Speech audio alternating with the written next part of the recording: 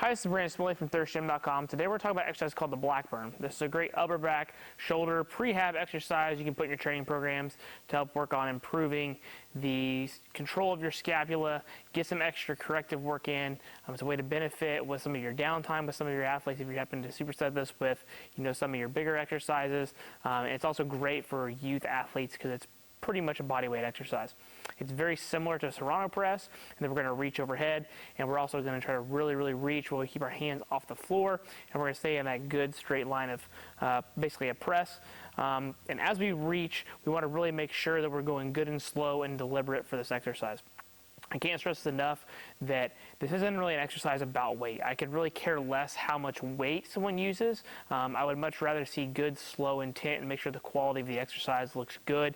And then if you can add 1, 2, 3 pounds to each hand, I think that that's viable.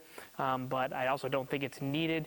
If you really want to make sure your clients are not using a lot of weight, then just prescribe a tempo and make sure they stay within that tempo and you won't have to worry about the weights at all. So you don't need anything for this, just a good old-fashioned bodyweight exercise. You need some space.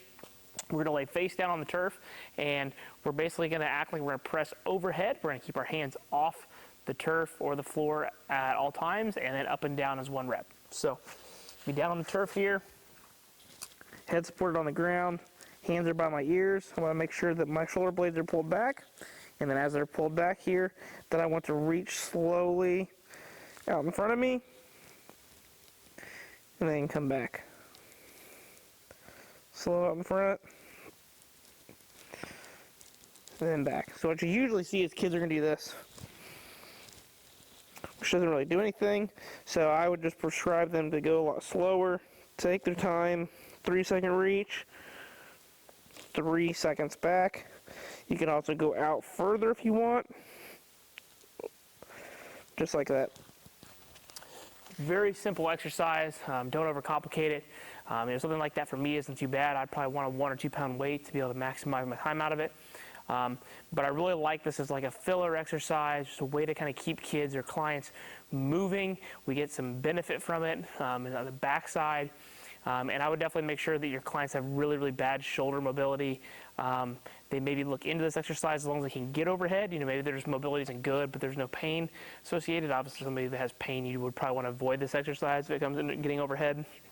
You're probably going to look at some other options to be able to rehab and use on that shoulder. When we program these, 3 to 4 sets of usually 8 to 12 reps is what I kind of like. You can get up into the 15s. You're probably going to have slower tempos.